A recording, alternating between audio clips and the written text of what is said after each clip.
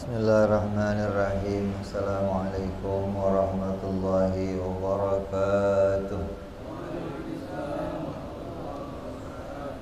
Al-Fatihah ila ruhi sayyidina habibina wa syafi'ina rasulillah Sayyidina Muhammad ibn Abdillah sallallahu alaihi wa ala alihi wa ashabihi wa azwajihi wa dhurriyyatihi أن الله يعلي درجاتهم في الجنة وينفعنا بأسرارهم وأنوارهم وعلومهم ونفحاتهم وبركاتهم في الدين والدنيا والآخرة ويجعلنا من حسبهم ويرزقنا محبتهم ويتوفنا على ملتهم ويحشرنا في زمرتهم بالعافية وسلامة لهم الفاتحة أعوذ بالله من الشيطان الرجيم بسم الله الرحمن الرحيم الحمد لله رب العالمين الرحمن الرحيم مالك يوم الدين إياك نعبد وإياك نستعين اهدنا الصراط المستقيم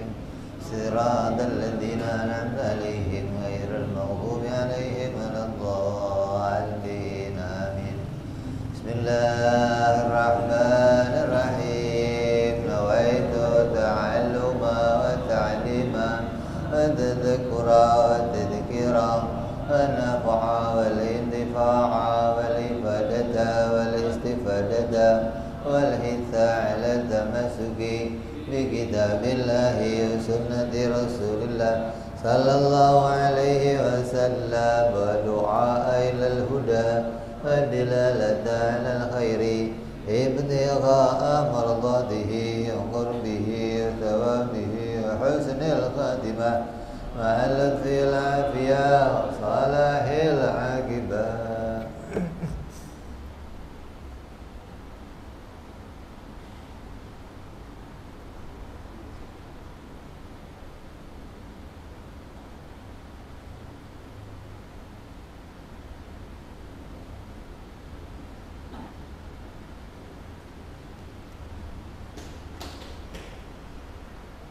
Bismillahirrahmanirrahim.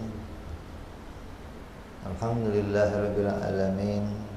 Salatu wassalamu ala asyrafil anbiya'i wal mursalin sayyidina wa habibina wa syafi'ina wa maulana Muhammadin wa ala alihi wa sahbihi ajma'in.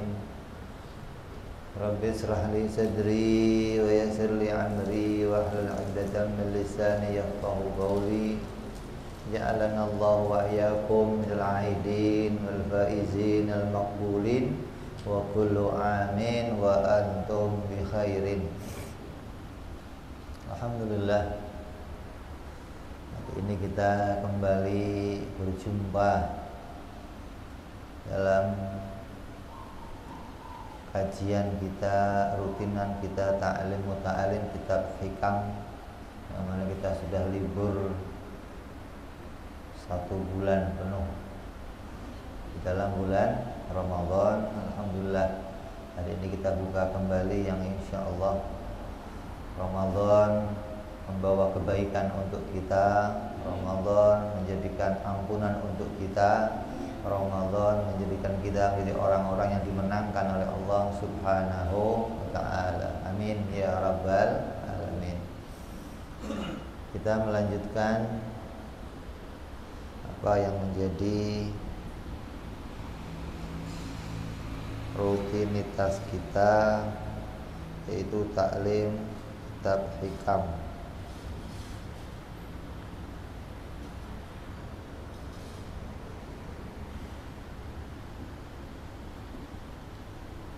Sampai pada apa kita?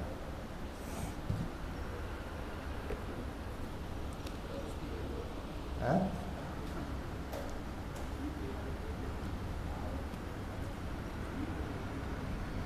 Terakhir 132, apa sekarang? Terakhir 131.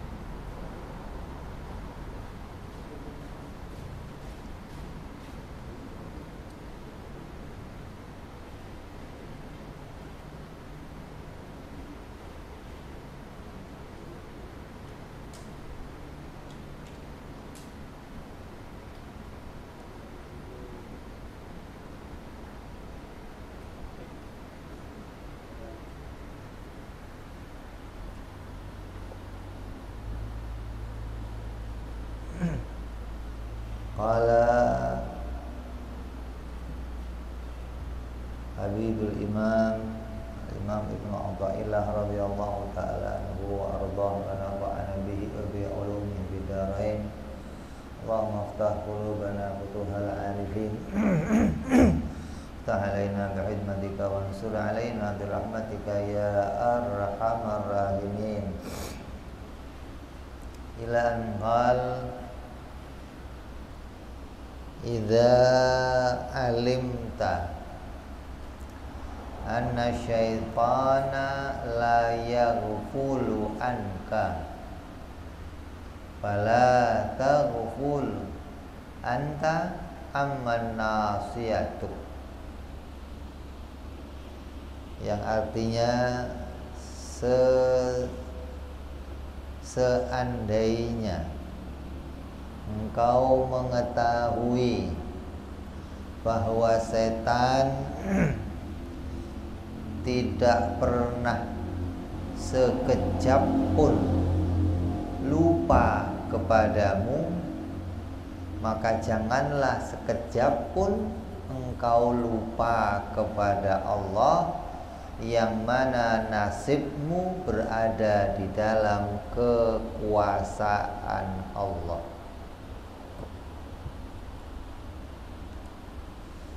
Itu makna terjemahnya.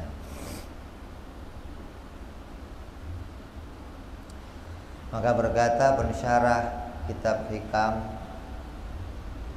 jika engkau telah mengetahui bahwa setan tidak pernah lupa mengganggumu dalam 24 jam,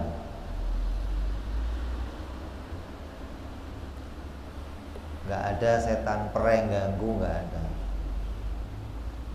Setan istirahat. Setan 24 jam aktif mengganggu kita. Apabila engkau mengetahui hal ini,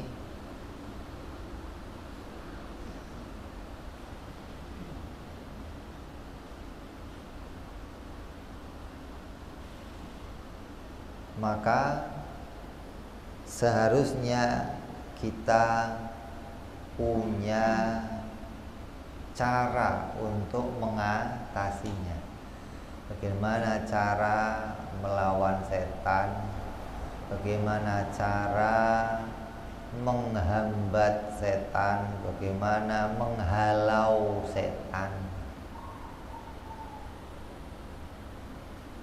Setan itu punya rumah di dalam diri kita.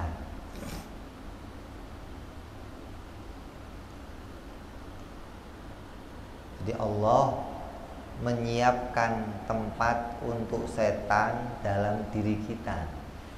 Tiap-tiap manusia itu disiapkan satu ruangan, yang ruangan itu khusus untuk parkirnya setan. Maka yang dibersihkan dari ruangan-ruangan itu hanyalah para nabi. Maka semua nabi-nabi itu bersih tuh. Nggak bisa setan parkir di dalam dirinya. Digambarkan ketika Nabi Muhammad SAW masih kecil, ada peristiwa apa? Pembelahan dada.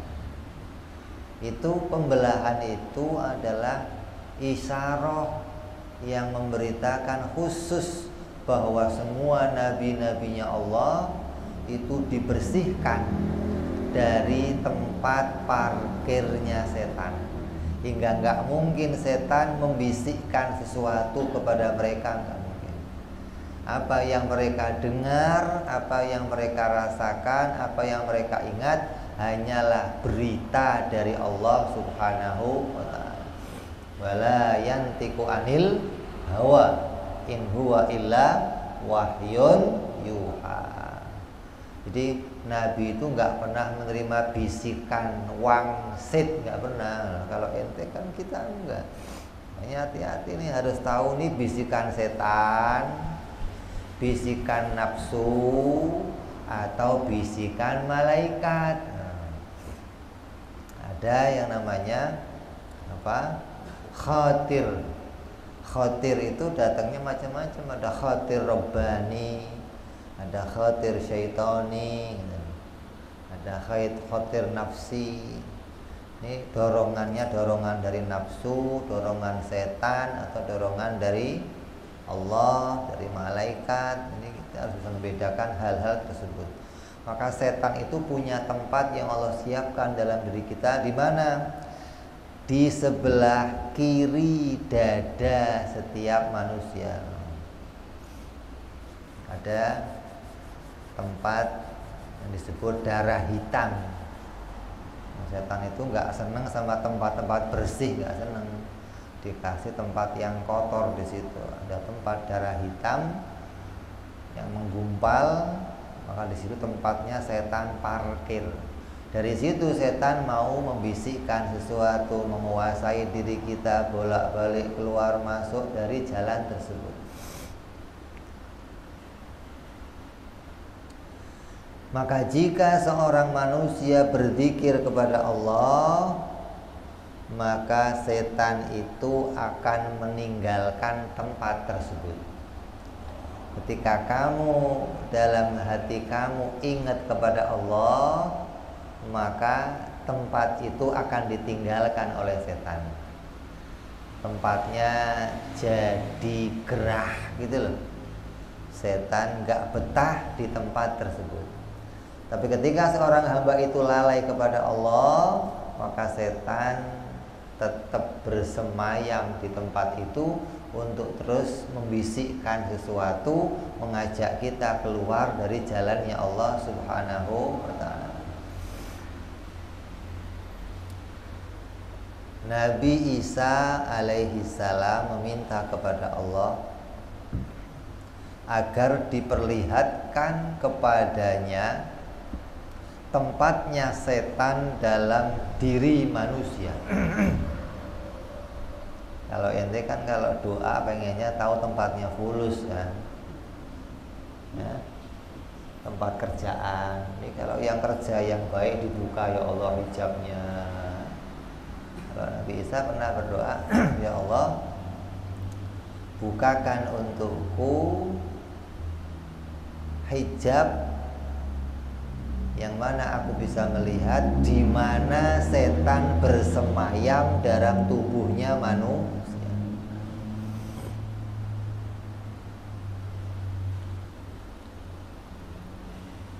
Maka dibukalah hijabnya oleh Allah. Maka Nabi Isa dibuka hijabnya hingga bisa melihat tempatnya setan tersebut. Dan terlihatlah setan itu meletakkan kepalanya di atas hati manusia. Jadi tongkrong di sebelah kiri dada.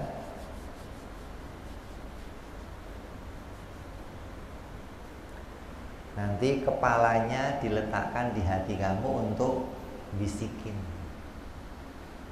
Diduduknya di situ, nanti hatinya kepalanya itu nongkrongnya, nyendernya, bantalannya dah gitu loh. Itu di hatinya manusia. Ketika seorang hamba itu berzikir, mengingat kepada Allah, maka setan menyingkir, mengangkat kepalanya dari hatinya manusia.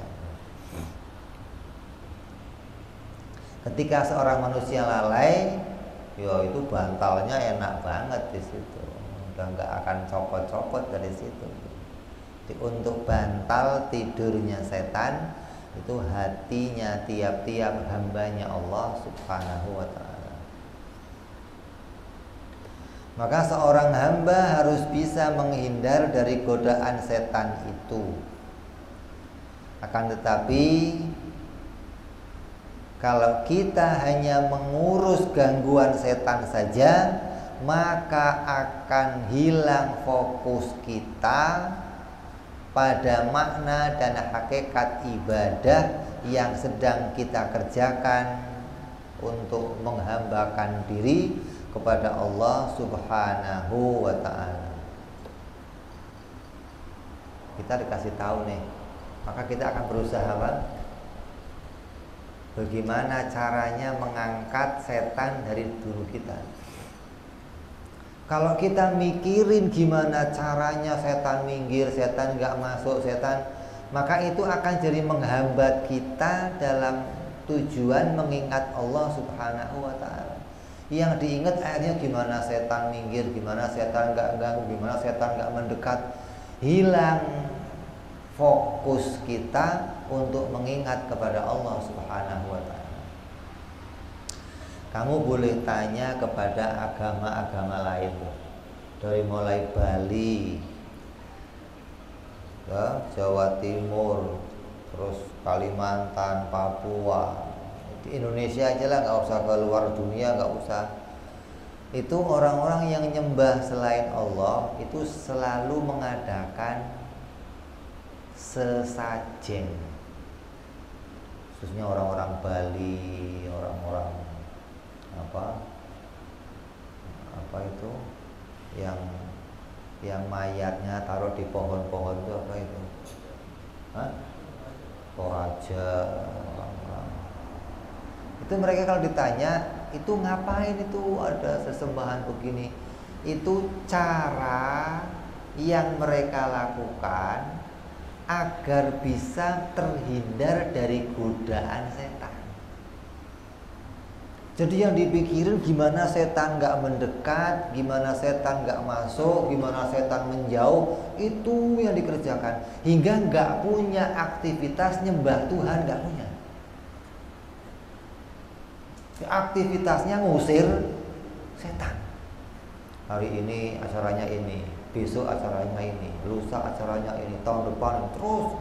Yang dipikirin gimana caranya gak sampai kemasukan, gimana caranya setan akhirnya nggak bisa fokus ibadah kepada Tuhannya. Ini loh yang kamu diwanti-wanti ini. Jadi ketika kamu sudah tahu, dikasih tahu, nggak usah khawatir, nggak usah. Allah siapkan cara agar kamu bisa terhindar dari godaan setan dan kamu tetap fokus ibadah.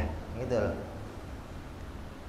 Digambarkan oleh ulama seperti seorang yang memiliki kambing untuk digembalakan.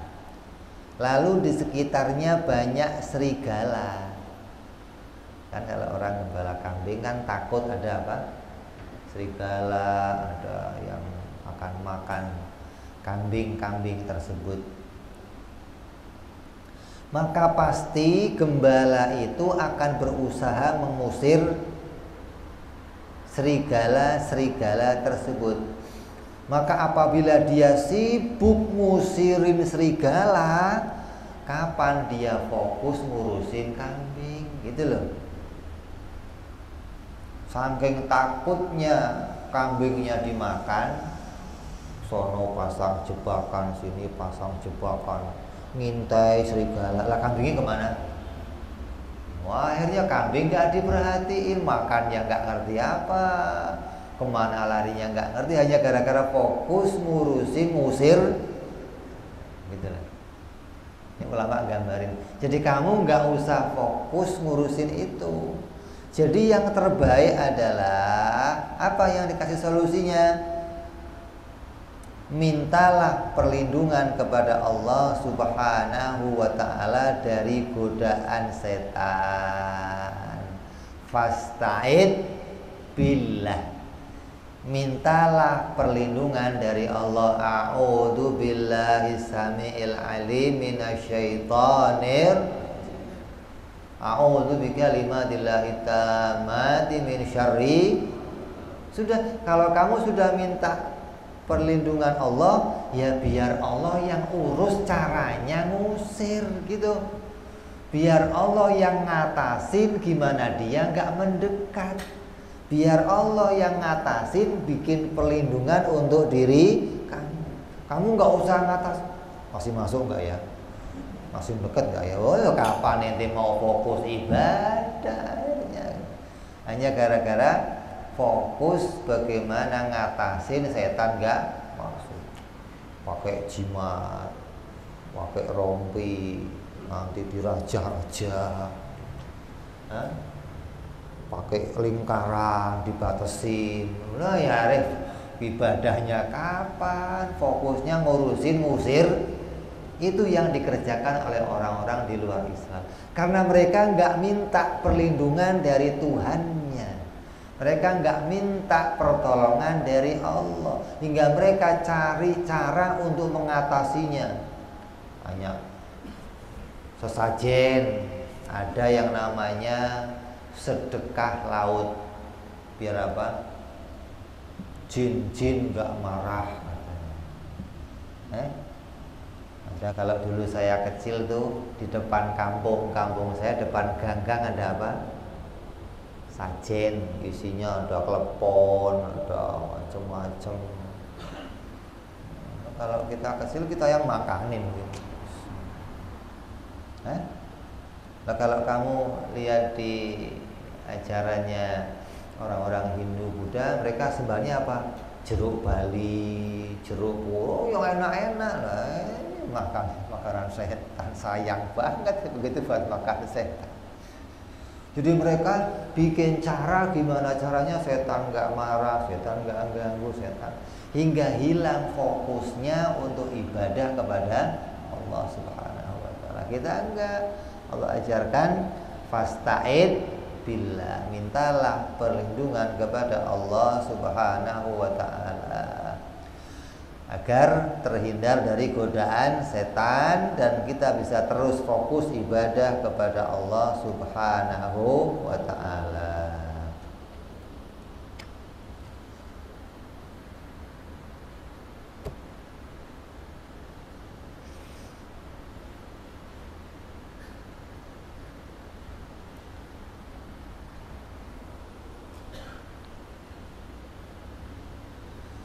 Maka diceritakan ada dialog antara dua setan, ya, ada dua setan saling dialog. Dua setan ketemu, terus dua-duanya didialog.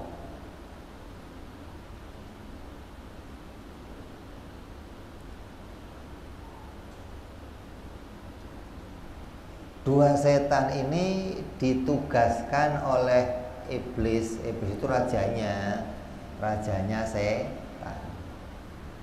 Setan itu ya satu kelompok semuanya. Setan itu bisa disebutkan sifat gitu loh. Iblis yang jelek itu namanya setan gitu. Manusia yang jelek disebut setan. Lu kayak setan lu. Makanya sifatnya jelek gitu loh. Kalau bangsanya bangsa jin, sama semuanya jin. Iblis ya jin, tuyul ya jin, dedemit jin, kuntilanak ya jin, suster ngesot ya jin, si manis jembatan Ancol jin, semua jin.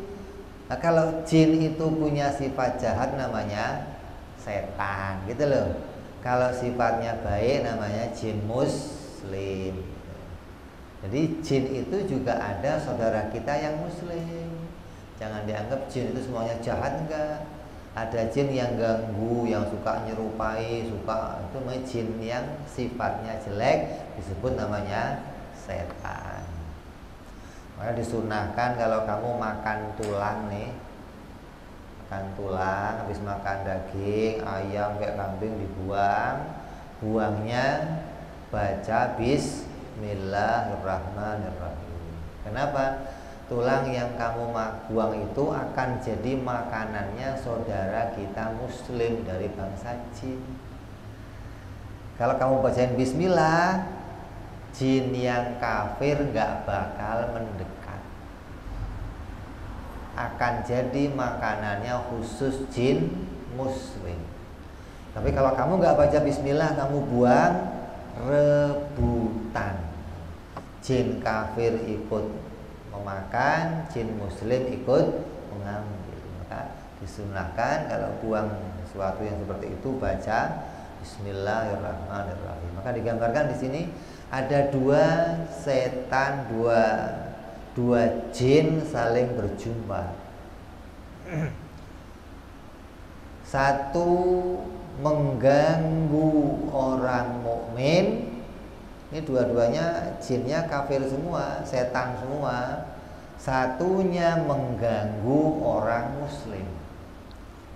Jadi yang satu ditugaskan ganggu orang kafir, satunya ditugaskan ganggu orang muslim.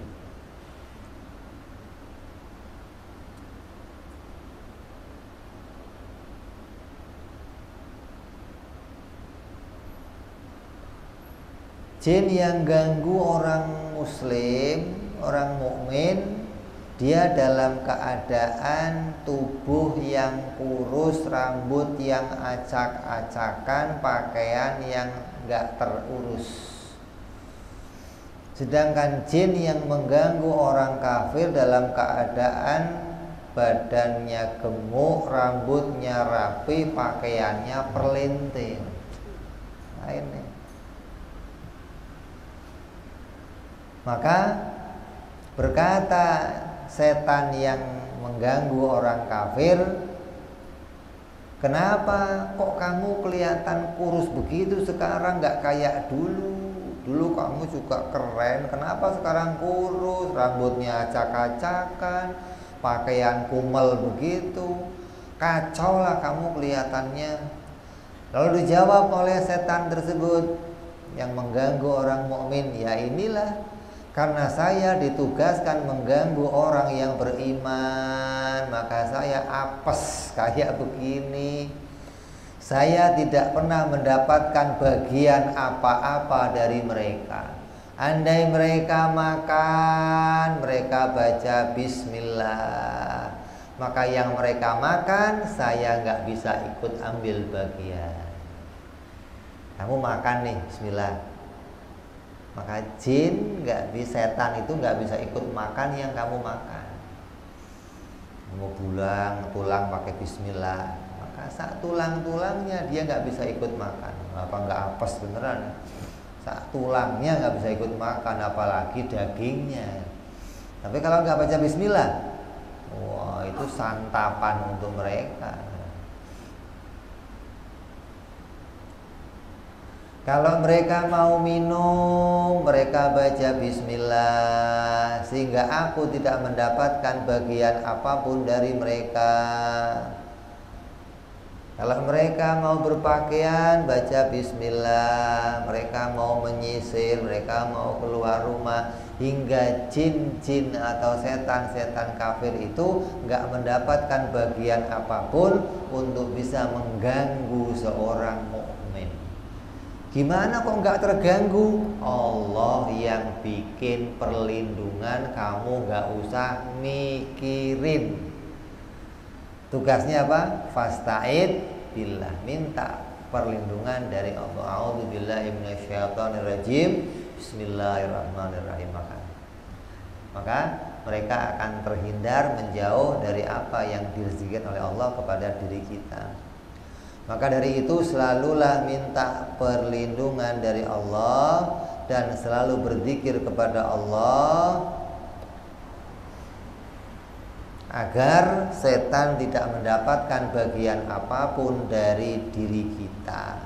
Maka biasakanlah mengucapkan bismillah dalam setiap perbuatan baik, sebagaimana Nabi Shallallahu Alaihi Wasallam mengajarkan kepada kita untuk berdoa setiap kali kita keluar rumah. Bismillahirrahmanirrahim. Allah. Bismillahirrahmanirrahim wa mursaha. Bismillahirrahmanirrahim. Bismillahilladzi la yadurru ma'asmi syai'un fil ardi wala fis samai wa was-samiul alim. Mau makan maka baca doa, mau bercermin baca doa, mau berpakaian baca doa. hingga iblis nggak mendapatkan bagian apapun. Kamu nyisir baca doa, iblis nggak dapat bagian, rambutnya acak-acakan. Tapi kalau kamu nggak demikian, maka dia dapat bagian, ikut tersisir rambutnya, pakaiannya ikut keren, badannya ikut gemuk. Itu karena dia mendapat bagian dari rezeki yang kita dapati dari Allah Subhanahu wa ta'ala. Hingga mau berkendaraan, mau pakai sepatu, mau pakai yang lainnya, ada doa yang kita ucapkan agar terhindar dari godaan-godaannya setan. Maka setan itu memang diberikan oleh Allah keleluasaan untuk menguasai diri manusia. Maka dengan itu setan selalu mengajak manusia untuk menjauh dari perintahnya Allah Subhanahu wa ta'ala. Ayo bantalnya hati kita. Lah kamu kalau mau ngapa-ngapain itu pertama perintah dari hati, tergerak dulu dari dalam hati. Ketika hati tergerak, maka kamu kerjakan. Lah setan bisikin, akhirnya mau ngapa-ngapain, yang didengar bisikannya setan. Kayak itu niat baik, padahal didahului bisikan setan dalam diri kita. Karena setan itu diberikan oleh Allah keleluasaan untuk mengganggu diri kita. Maka hikmahnya bagi seorang hamba yang mengetahui itu, maka dia akan selalu minta perlindungan kepada Allah Subhanahu wa ta'ala, kepada Allah, dan jadilah dia hamba yang dilindungi oleh Allah dan biasa berbuat amal ibadah dengan baik tanpa adanya godaan-godaan setan. Berkata Imam Al-Ghazali radhiyallahu an, maka seorang hamba harus bisa membedakan antara bisikan setan dan mana bisikan malaikat, mana khatir syaitani, mana khatir rabbani. Jika seorang tidak bisa membedakan, maka dia akan mengikuti bisikan yang terlihat baik padahal itu dari setan, dan pasti ujungnya akan menjauhkan dia dari Allah Subhanahu wa ta'ala. Banyak, contohnya banyak. Kayak kamu diajak sholat, tiba-tiba hati kamu pingin sholat. Ini enggak selalu ajakan sholat itu ajakan yang baik, enggak selalu. Ketika kamu kok pingin sholat, maka ya kamu harus sesuai dengan aturan sholat. Apa? Bajunya bersih, tempatnya bersih, niatnya yang bersih. Kalau kamu kok hatinya pingin ngajak kamu sholat, tapi udah yang penting sholat, gak usah mikirin itu mesti setan. Setan itu ngajaknya buru-buru. Nah kamu yang diajak sholat, yuk nggak bisa, harus bersih, cebok dulu yang baik, kencing nggak buru-buru. Kenapa? Ntar kalau udah kencing buru-buru tengah sholat keluar lagi. Yang lama istabroknya sampai tuntas, sampai hingga betul-betul yang kamu diajak, hati kamu ngajak sholat itu betul-betul ajakan dari malaikat, bukan ajakan dari setan. Ada seorang ulama, tiba-tiba ada kawannya datang ngajak dia, bro, ada undangan jihad, ayo kita berangkat. Wah, begitu dengar undangan jihad, semangat dia, ayo siap-siap, pakaian ditata, senjata ditata, sampai pintu berhenti dia. Ini kok saya tahu-tahu semangat perang ini mau apa? Hati manusia itu biasanya kalau diajak perang itu gemeter, deg-degan. diajak perang, kalau diajak makan-makan mah cepet, diajak perang. Ini kok tadi saya diajak perang kok semangat, ada apa? Duduk dia merenung, dipikir. Oh, ternyata waktu saya dengar ajakan perang, hati saya kerentek untuk bangun, terlintas kalau menang kamu akan dipuji banyak orang. Semangatnya jalan, ada sedikit kerentek. Apa? Nanti kalau kamu ikut menang, kamu akan dipuji. Gak jadi, ulang lagi. Kok gak jadi? Enggak. Dan niat saya gak beres ikut kamu. Jadi kalau orang kok bisa hati-hati, bisa bedain ini bisikan siapa, ini setan.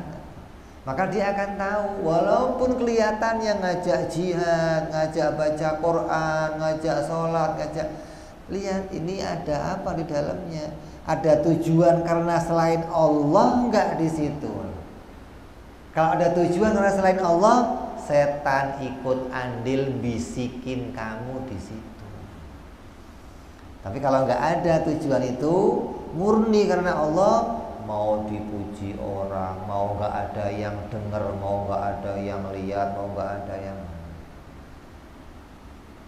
Terus setan itu kalau bisikin sedikit doang, nggak banyak-banyak. Kamu sholat biasa, Bismillahirrahmanirrahim, Alhamdulillahirabbil alamin. Mertua lewat, setan bisikin, mertua lewat terus. Kamu langsung kerentek, oh suaranya saya bagusin ah. Tadinya biasa, begitu bisikan calon mertua lewat, Maliki ya, di lain suaranya. Itu kecampur bisikan. Nah kalau kamu nggak bisa bedain ini, ya kamu akan terus. Oh saya kan baik, kelihatannya baik, tapi sudah jadi tujuannya keluar dari keridhaan Allah, tercampur di situ dengan yang lain. Nabi Shallallahu Alaihi Wasallam bersabda, tidak ada satupun dari kalian, tidak ada satupun dari kalian kecuali pasti ada korin, ada setan pada diri kamu yang selalu mengiringinya. Setiap manusia itu punya korin, jin pendamping. Tinggal jin pendampingnya itu kafir atau mukmin, jinak atau liar. Kalau jin pendampingnya itu kafir, ya sudah, perjuangan kamu lebih berat. Kamu punya dua musuh sekarang. Musuh di dalam namanya nafsu, musuh di luar namanya setan. Yang selalu mengiringinya. Lalu sahabat bertanya, apakah engkau juga ada ya Rasulullah? Sahabat itu, lah ente ada gak ya Rasul korinnya? Jawab Nabi SAW, ya ada juga padaku, tapi dengan pertolongan Allah korin itu masuk Islam. Yang ngiringin Nabi Muslim, yang ngiringin Nabi kafir apa gak apes? Bener yang ngiringin. Hah? Yang ngiringin Nabi jadi masuk. Oh ya nikmat, dijaga, dapat keuntungan ikut Nabi, keuntungan dapat kebaikan dari Nabi. Makanya kalau sampai korin kita kok masuk Islam, ya wes kamu untung-untungnya orang. Tapi kalau korinnya tetap jadi jin kafir, ini akan selalu menggoda dalam diri kita. Tidak pernah setan lupa dan lalai atau bersantai dalam menggoda manusia. Gak ada. Karena setan itu, jin itu dari dedengkotnya yang namanya iblis sudah sumpah di hadapan Allah Subhanahu wa ta'ala untuk menggoda seluruh anak cucu Nabi Adam sampai hari kiamat. Nggak pernah berhenti 24 jam. Ada yang bertanya, apakah setan itu pernah tidur atau istirahat?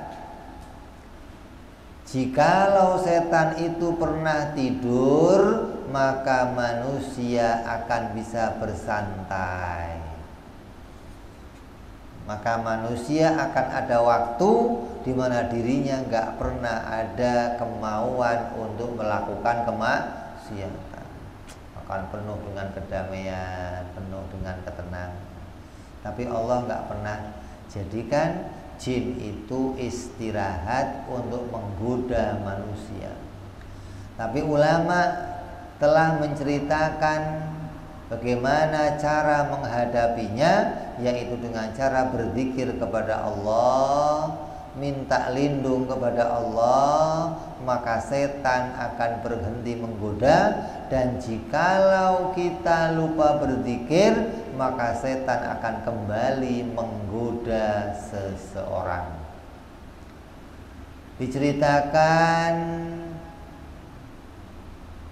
bahwa ada seseorang bercerita kepada Nabi bahwa ada seorang laki-laki yang tidur setiap malam sampai subuh tanpa pernah bangun untuk sholat malam.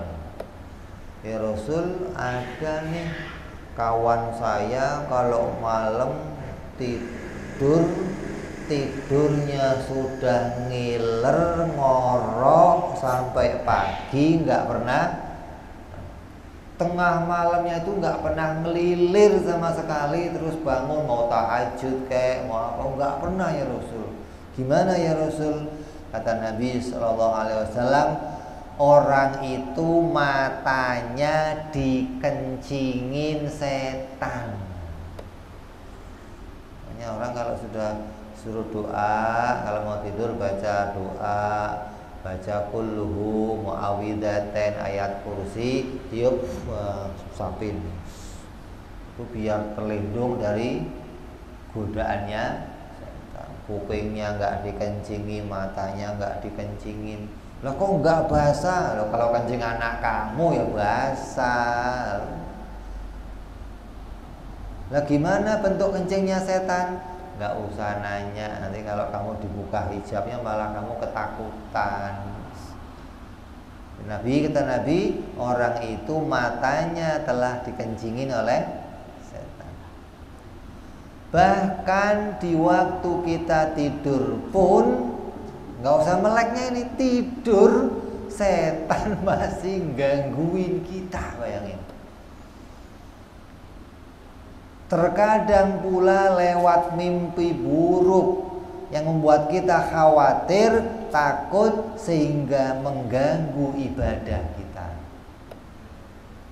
Ngimpi dimakan macan, ngimpi digigit ular, ngimpi jatuh dari jurang. Begitu bangun, ada apa tadi saya ngimpi? Aduh, khawatirnya sampai ke bawah hingga sholat kita termikirin. Kalau yang pintar ngecak nomor mah nggak terganggu, langsung dicak tadi. Tadi ngimpinya apa ya? Ada kucing lari nabrak ember, kucing kakinya 4, ember bundar 4-0, berarti itu lain. Itu tukang ngecak yang begitu. Nah, kalau orang yang nggak pintar ngecak akan khawatir dirinya, ada apa? Saya ngimpi kok begini, ada apa? Padahal itu gangguan dari setan.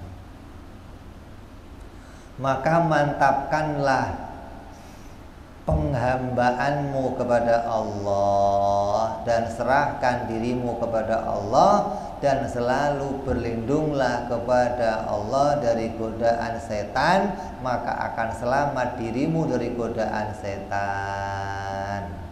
Kalau kita kembalikan kepada makna tauhid, setan itu gak punya asar apa-apa. Dia mau coba godain kita juga gak ada asarnya kalau kita dilindungi oleh Allah Subhanahu wa ta'ala. Allah berfirman dalam Al-Quran dalam surat An-Nahl ayat 99, innahu laisa lahu sultanun 'alal ladzina amanu wa 'ala rabbihim yatawakkalun. Sungguhnya setan tidak ada kekuasaannya atas orang-orang yang beriman dan orang-orang yang bertawakal kepada Tuhannya. Gak ada akarnya, gak ada. Gak bisa berbuat apa-apa dia kalau kita berlindung kepada. Tapi kalau kita ngandelin diri kita, ngandelin jimat kita, ngandelin diri, maka itu nggak akan ada gunanya.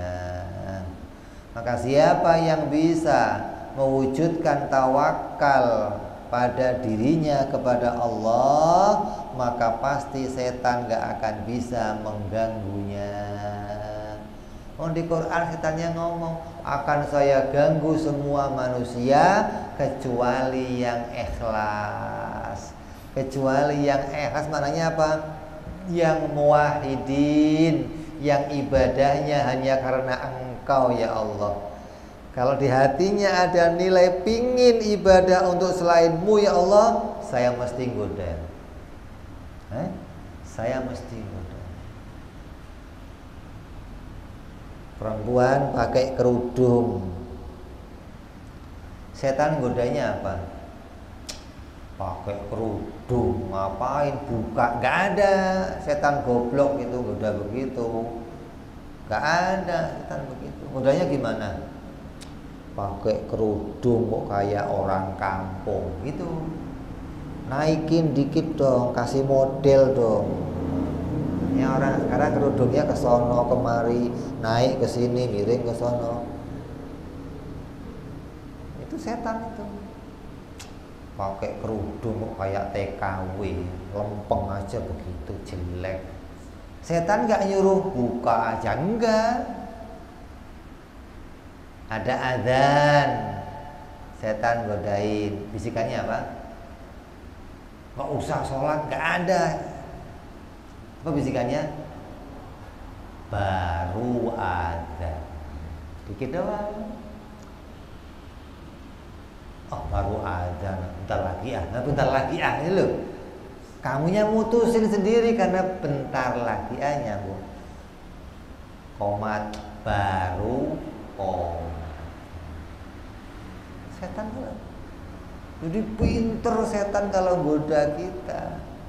Maka kamu harus bisa bedain mana godaannya setan, mana itu bisikannya malah ikat yang ngajak kamu sholat, ngajak kamu maksiat, ngajak kamu ibadah, nolak ibadah.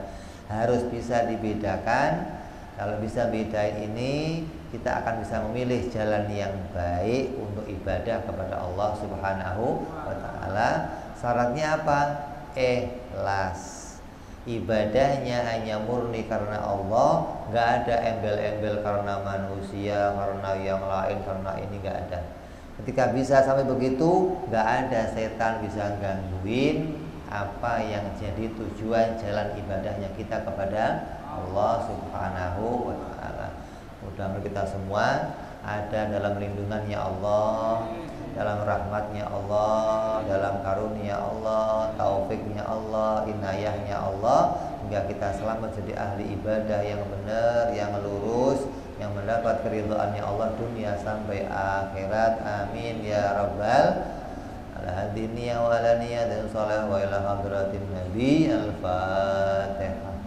A'udzu billahi minasy syaithanir rajim. Bismillahirrahmanirrahim. Alhamdulillahirabbil alamin. Arrahmanirrahim. Maliki yaumiddin. Iyyaka na'budu wa iyyaka nasta'in. Ihdinas siratal mustaqim. Siratal ladzina an'amta 'alaihim ghairil maghdubi 'alaihim waladdallin. Amin. Ya Rabbana i'tarabna bi anna naqtarabna wa